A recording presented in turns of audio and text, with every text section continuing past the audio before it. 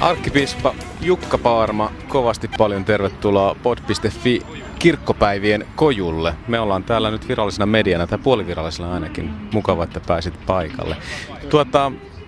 Miten kommentoit huhua, että kirkkopäivät on järjestetty tällä kertaa Turussa, jotta arkkipiispa pääsee yöksi kotiin nukkumaan? Kuulen sen ensimmäistä kertaa, mutta ei tunnu ollenkaan hassumalta syyltä.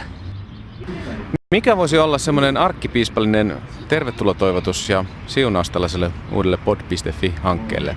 Ja miksei tälle kojullekin? No ensinnäkin tervetuloa aloittamaan sitä työtä täällä Turussa ja kirkkopäivät ovat oikea tilanne sitä varten. Minä tahdon toivottaa kyllä teidät ja kaikki muutkin Turkuun tervetulleeksi. Turku on nimenomaan kirkon pääkaupunki ja sopiva paikka kirkkopäiville.